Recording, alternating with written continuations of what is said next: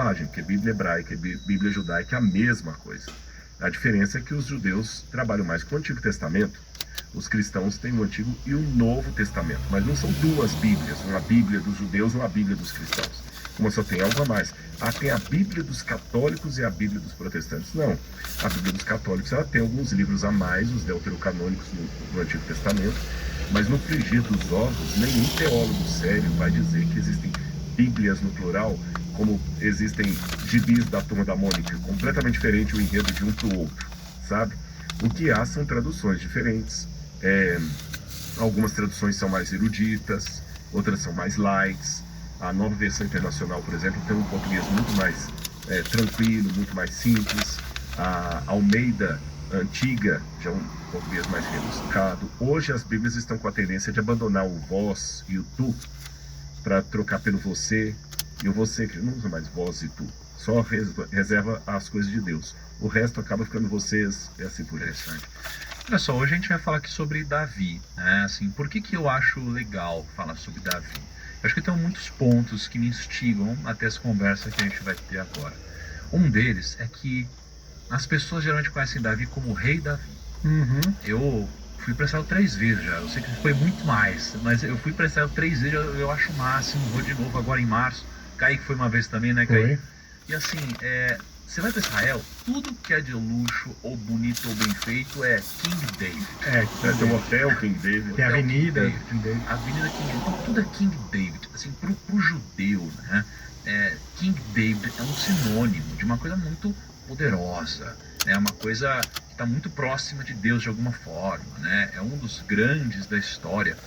E aí, quando você começa a estudar um pouco a história de Davi, você vê o quê? Ele veio de baixo. Ele veio de baixo, ele era um carinha desacreditado, ninguém acreditava nele, era meio excluído até pelos próprios irmãos, né? E aí você olha uma jornada como essa, pra mim, que sou um cara que eu admiro essa ascensão profissional, uma ascensão, nos reinados, né?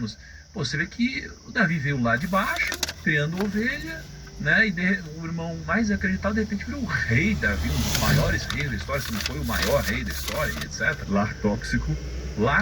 Completamente tóxico, e um cara que conseguiu vencer apesar disso, né? Um cara que era ruivo ali, né? Pelo que eu lembro ali, do que eu li, era um cara que ele era bonito, né? Pelo que eu percebo também da comunicação com ele, que eu estava dando uma olhada entre ontem e hoje no que eu lia, era um cara astuto também, então eu via que ele fazia algumas perguntas de confirmação para as pessoas, não era um cara que é inocente, bobo, né? Mas ele talvez fosse um cara no coração, né?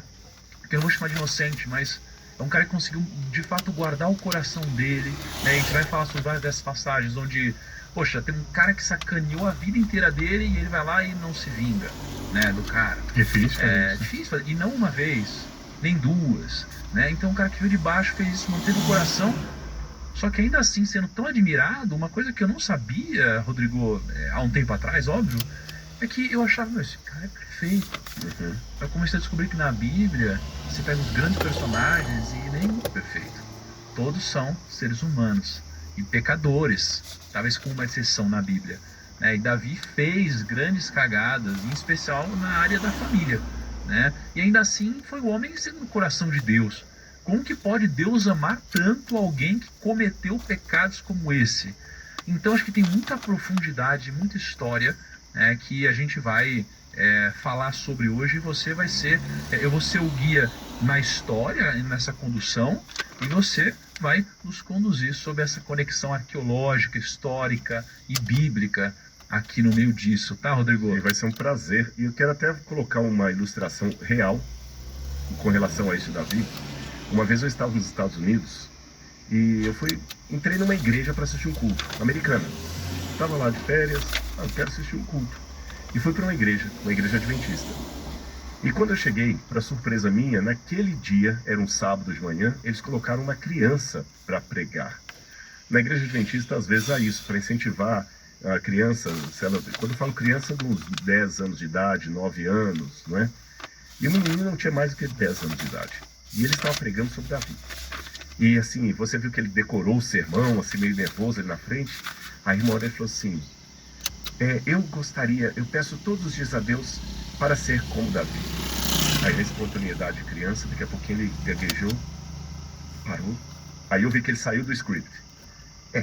Mas também há dias que eu peço que eu não quero ser como Davi. Aquilo ficou, porque foi muito espontâneo.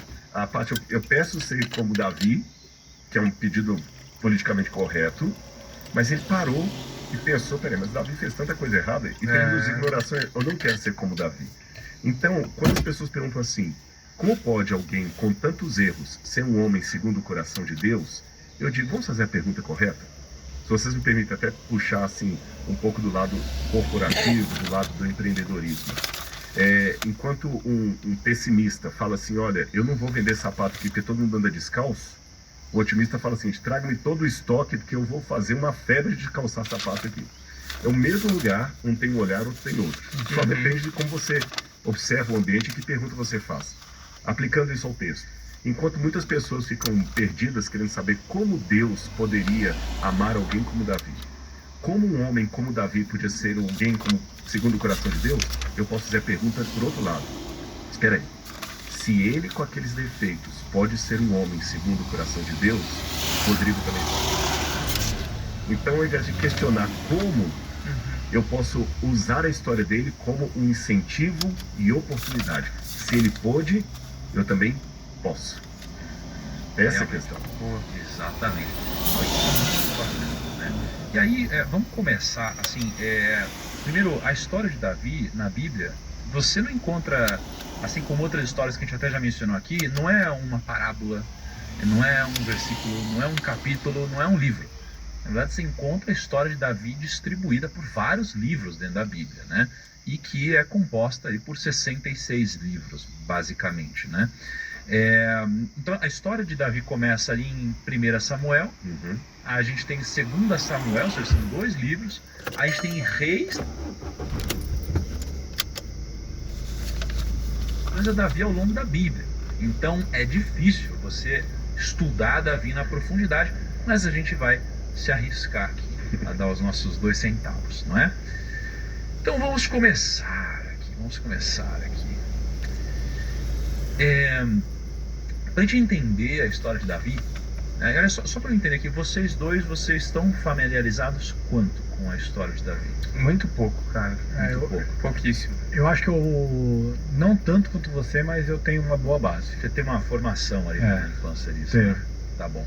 Então, assim, pra gente entender a história de Davi, a gente primeiro tem que entender a história de Saul. Tá? Saul foi o primeiro rei de Israel. E como líder do povo, o Saul ele teve um bom início. E, aliás, isso daqui é o que eu vi muito na Bíblia conforme eu estudava reis. Geralmente os reis eles começavam, teve um bom início. O pessoal geralmente começava bem. Aí geralmente começa bem. Qualquer coisa que a gente começa, tá tudo dando certo. Aí primeiro mandato sempre dá bem, né? Sabe aquela coisa? Você começa, não, vou fazer o bem. Aí você vai aos poucos, né? E vai dando uma vacilada. Então Saul começou bem. Sucesso sem sucessão não sucede. Perfeito. Começar bem e não manter o sucesso é tragédia. A tragédia é pior do que se você não tivesse conseguido sucesso nenhum. Porque se você passar a vida toda lá na miséria, você não ganhou, mas também não perdeu. Agora, se você conhece a glória e cai para o estado anterior... Por isso que a Bíblia diz, né, que melhor é o fim do que o começo das coisas. É porque, como você vai julgar o sucesso de alguém? Poxa, você precisa esperar a história acabar. Pra você falar assim, não deu certo, não deu certo. Não é? Então a pessoa tá fazendo bem, tá crescendo, tá tudo certo. A pessoa boa, chega no final, ela, ferrou com todo mundo, acaba com todo mundo. Cara, terminar bem é muito importante, tá? Então você vê aqui que começar bem não é suficiente. E muitas vezes a gente olha para um momento da nossa vida e a gente entende que isso daqui é a realidade dela para sempre. E não é, muitas vezes é um momento. Então imagina assim, a gente está no fundo do poço.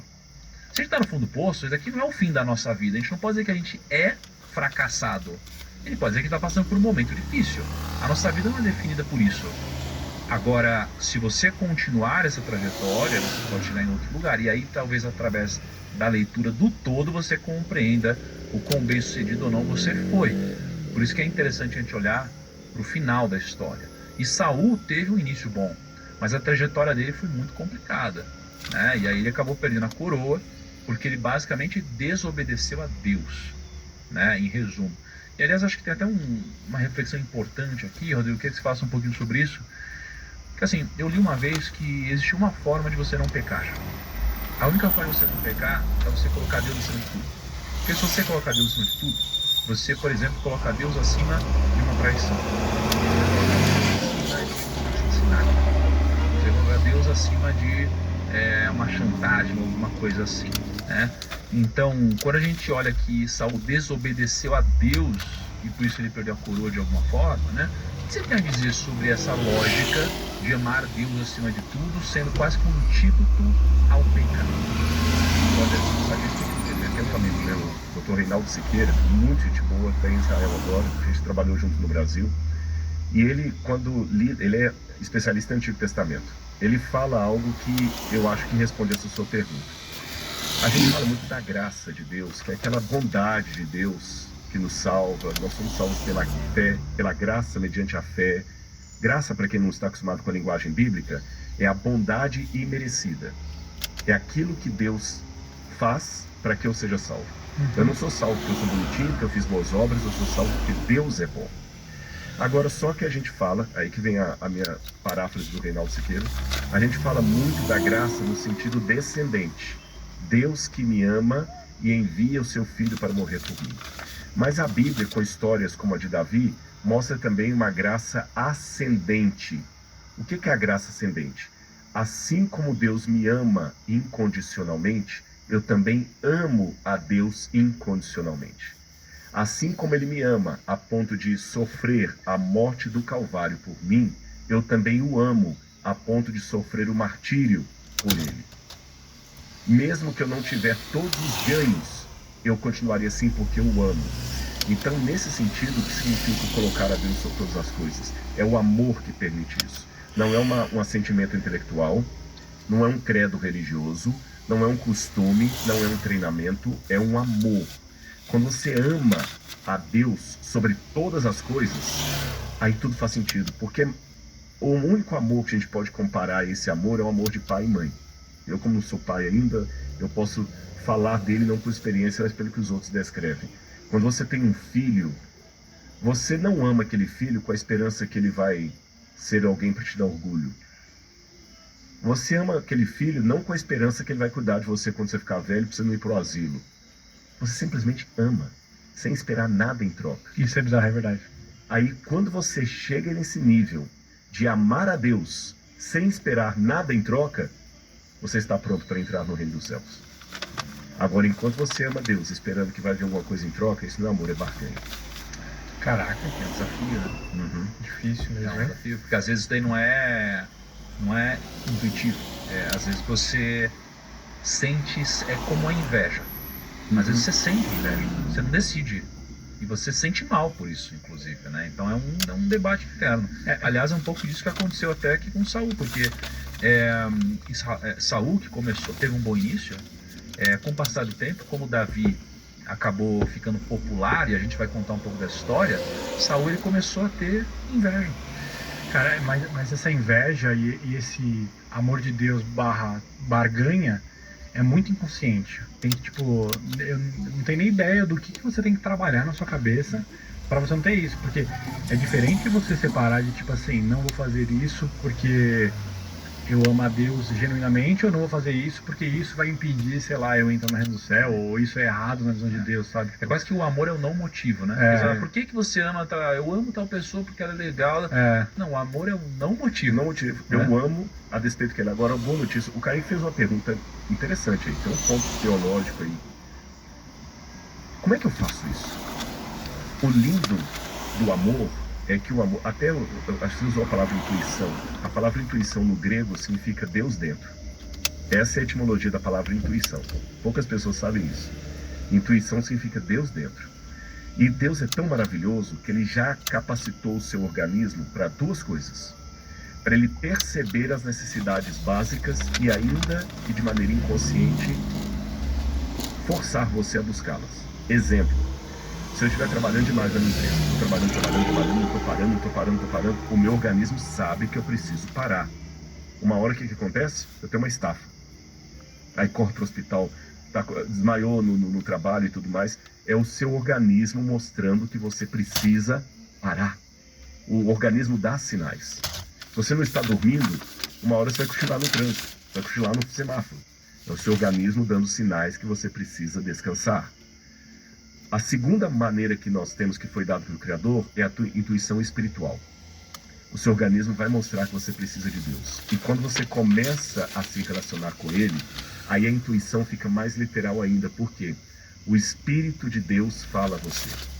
Jesus falou assim, quando Jesus foi embora, os discípulos estavam com preocupações semelhantes às suas. Como é que vai fazer? Como é que vai fazer? Jesus, calma. Eu vou para o Pai e vou enviar o Consolador, o Paráclitos, o apoiador.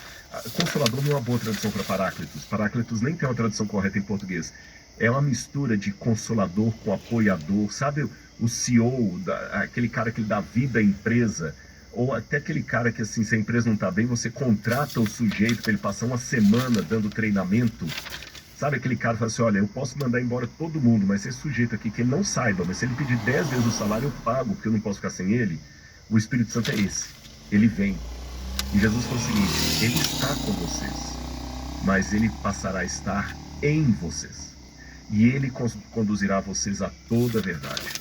Então essa sua pergunta, uma vez que você está em conexão com o Pai, o próprio Espírito vai lhe orientando e lhe conduzindo. De uma maneira perfeita? Não, porque você é imperfeito. Mas ele vai completando o incompleto que é em nós, como fez na vida de Davi e poderia ter feito na vida de Saul, se Saul não houvesse escolhido deliberadamente o caminho do mal, da inveja, da ruína. Bom, olha só, vamos falar do comecinho da história de Davi, então. Davi, ele era um caçula de um cara chamado Jessé. Jessé, aliás, muito interessante, né? Quando eu via Jessé, eu achava que era uma mulher. Né? Aí eu comecei a ler e falei, putz, Jessé era o pai. Né? E, então Jessé era o pai de Davi. E aqui tem uma contradição bíblica, né? Que não sei exatamente se existiam 7 ou 8 irmãos. Né? Então, vou supor que tinham 8 aqui, né? Mas Davi era o mais caçula dentre 8 irmãos. E Jessé pertencia à tribo de Judá. Então, aqui Davi foi criado e treinado para exercer a profissão de pastor de ovelhas. Então, ele não era um cara de guerra, ele não era um grande estrategista em tese ainda, mas era um pastor de ovelhas. Tá? E ele se destacava porque ele tinha muitos talentos. Quando a gente fala que ele não foi treinado para ser um guerreiro, cara, no final das contas ele passou por alguns grandes momentos. Ele lutou contra urso, acho que era leão também. Então ele acabou sendo de alguma forma moldado. Mas ele era um pastor de ovelhas. Só que ele é um cara muito talentoso. E veja, né, todos nós acabamos que temos alguns talentos. E ele tinha, como um dos talentos, a habilidade de tocar harpa. Né? Ele tocava ali instrumentos musicais, e ele fazia cânticos. Então ele era um cara cheio de talentos ali, só que ele foi criado para ser um pastor de ovelhas. E ao descrever Davi, um dos servos de Saul usou os seguintes termos: filho de Jessé de Belém, sabe tocar harpa. Falou que ele é um rapaz corajoso, apto para ir à guerra. Davi tem bom senso, de boa aparência, ou seja, era um cara bonito. O Senhor está com ele. Tá? Então isso daqui era um pouco sobre Davi. Como que era Davi? Eu digo assim, em termos de talvez de personalidade, aparência, quem ele era, qual que é a importância para o futuro dele, bíblico ou de alguém, nessa definição da personalidade dele, da criação ali. Bom, vamos pegar pelo nome. Você sabe que no Oriente Médio os nomes não são escolhidos pelo som, mas pelo significado. E o significado tem algo a ver com o nome da pessoa. Davi, embora nem todos os hebraístas estejam seguros absolutamente ou 100% disso, mas uma boa parte dos especialistas em hebraico bíblico acreditam que Davi significa amado, vem da palavra Dodi. Dodi é amado. Então Davi viria da mesma raiz, aquele que foi amado, desejado, querido. Eu tenho uma dúvida desse negócio do nome, porque tipo assim, vou numa visão mais minha filha nasceu, eu dou o nome para ela, eu já determino qual que vai ser nessa visão bíblica, a personalidade dela através do nome, ou ela é meio que renomeada depois da vivência dela, sabe? Tipo assim, Davi não nasceu com o nome Davi, mas ele construiu tudo que ele construiu e depois ele virou Davi porque a vida dele foi isso. as duas coisas que você falou, três, elas todas são confluentes, elas não são excludentes. Então vou dar exemplos assim para responder. Em primeiro lugar, era um desejo dos pais ou uma circunstância do nascimento. Por exemplo, quando a esposa de Jacó morreu, ele ficou tão dolorido que ele falou: meu menino vai se chamar Benoni, que quer dizer filho da minha angústia. Benoni, filho da minha maldição, da minha angústia, da minha dor.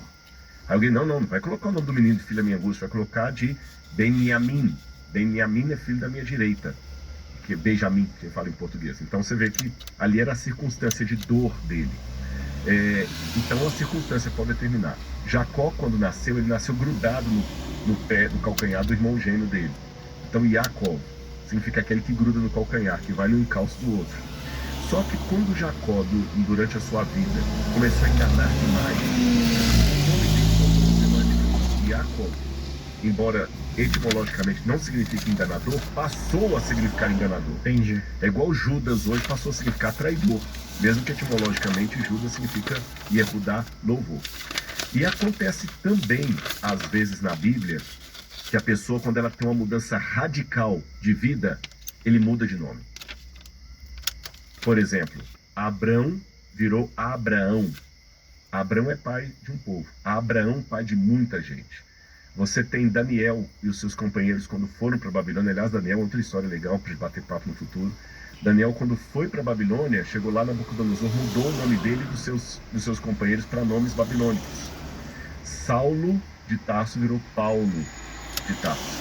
Então acontecem todas as coisas. No caso de Davi especificamente, eu acredito que era o nome original dele, que é um nome que uma mãe podia dar no seu filho, e ele se tornou de fato depois um rei amado.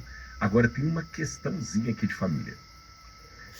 O que eu vou falar aqui dividem os comentaristas, então eu vou colocar as duas opiniões, tá bom? Vou colocar o problema e as duas opiniões. O problema é o seguinte: a primeira vez que Davi aparece na Bíblia, em 1 Samuel 16, é quando ele é ungido como rei de Israel. Porque o Saul, como o Tiago já colocou aqui, Saul já estava em ladeira abaixo, a popularidade dele estava horrível, ele já tinha rompido com Deus, e Deus falou com o profeta Samuel assim: olha, vá à casa de Jessé, você escolheu um dos filhos de Jessé lá, que eu vou indicar, e você vai ungí-lo para ser o novo rei de Israel. O Samuel até ficou louco, falou assim: mas se eu fizer isso, o rei souber, ele vai me matar. Vai e fala que você está indo fazer sacrifício, e eu vou te mostrar quem que é o menino. E quando chega da casa de Jessé, ele passa os 7 filhos, ou 8, porque, como foi colocado, nós temos essa pequena contradição aí. E cadê os seus outros filhos? Ah, já trouxe todos. Mas tem alguma coisa estranha, dizia o profeta. Porque Deus falou comigo que Deus falou comigo que era um dos seus filhos que seria rei. Mas você falou que não tem mais nenhum? E nenhum desses o senhor me indicou? Tem alguma coisa errada. Não, na verdade não é que não tem mais nenhum. Tem um último, o caçula.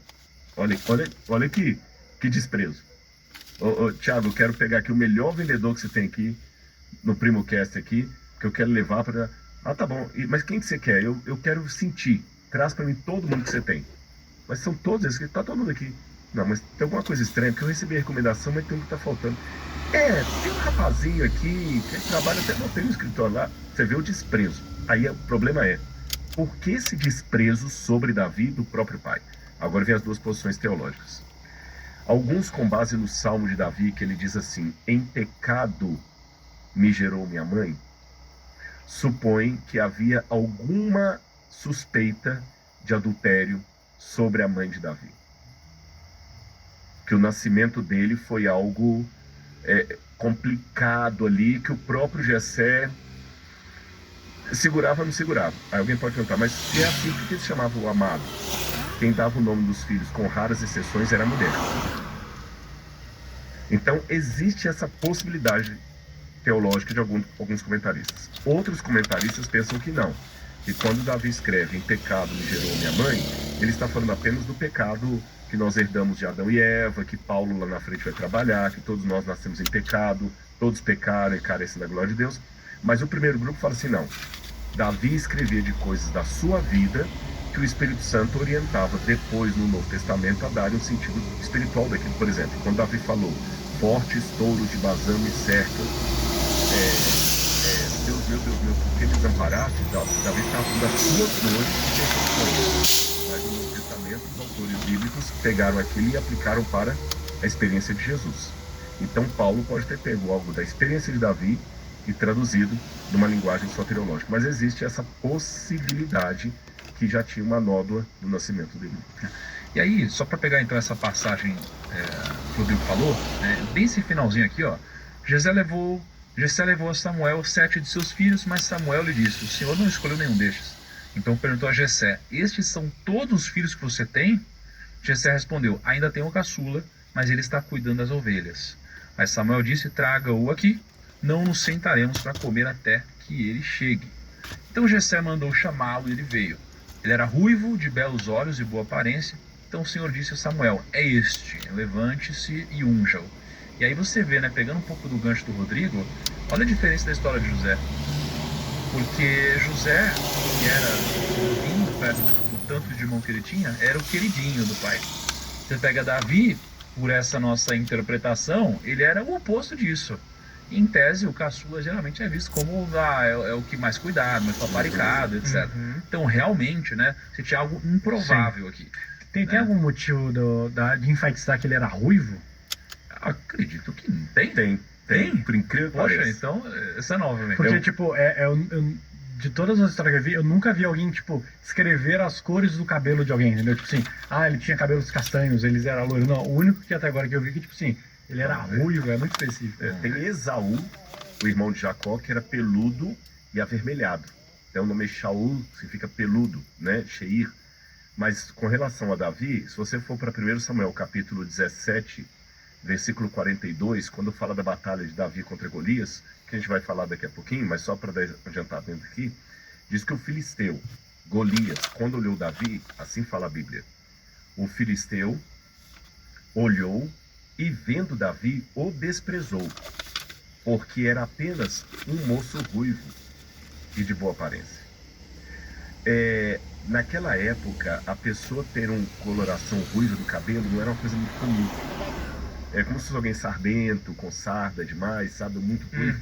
Então, pelo que dá a entender por algumas passagens da Bíblia, era uma pessoa que era discriminada, mesmo reconhecendo que era belo, mas era discriminado. É muito diferente. Era muito diferente. Então, assim, é bonitinho, mas é frágil. Dá uma impressão até assim, sem masculinidade, frágil, o ruivinho, o ruivo, sabe? Então, a impressão é que o fato de falar que ele tinha um cabelo ruivo é para acentuar que ele era um menino que realmente ninguém apostava nele. Aquelas surpresas que vocês que trabalham com o mundo corporativo sabem. Às vezes vem aquele menino magrinho, assim, não dá nada, né? Assim, esse não quer nem ver o currículo, e é o que vai estourar depois, né? Exato, né? Interessante aqui, e acho que é um aprendizado para a nossa vida, né? É que se a gente fosse falar de dinheiro, por exemplo, você vê as pessoas falando assim: você tá rico? Não, tô orando, não chegou mesmo, né? Você não vai trabalhar não? Não, cara, eu tô em casa que eu tô orando muito aqui, né? Então a gente acha que Deus vai fazer tudo, e não é que ele não pode, é que ele vai fazer a parte dele e vai delegar a nós a nossa parte. Então, quando imagina só, né? Vem Samuel, que era um cara, eu não sei qual que era a popularidade de Samuel, mas imagino que era era um líder, respeitado. Um grande líder, né, respeitado. Ele chega e fala: olha só, na frente de toda a família, chega pro mais novinho, que era o mais acreditado, e fala: você é rei. Cara, imagina a sua situação. O magrelinho, loirinho ali. Você fala: eu sou diferente, sofro aqui o preconceito que a gente vê depois. Como se fosse um albino. Lembrei, agora o pessoal vai entender. O ruivo é como se fosse alguém albino hoje. O albino, o pessoal olha, pensa que é uma pessoa fraca. Sim, o preconceito que um albino sofre hoje é o preconceito que tinha na época. Perfeito. Então chega e fala assim: você vai ser o rei. Como que você lida com isso? Tem várias formas de lidar com isso. Uma delas é: bom, se Deus falou, então é você, ponto. Você não precisa fazer mais nada. Mas aqui não é a realidade. Você tem que fazer o seu papel, você tem que fazer também a sua função. E muitas vezes na vida, a gente acha que as coisas vão acontecer sozinhas, mas Davi, ele teve todo o processo dele, onde ele, cara, se preparou, passou por toda a história que a gente vai ver, então ele não se acomodou nisso, por mais que ele tivesse uma palavra de Deus. Sim. E agora, talvez não um pouco mais fundo da fé, Hoje, quando uma pessoa recebe uma palavra, ou acha que recebeu uma palavra, ela acha que ela não precisa fazer mais nada. E ela precisa.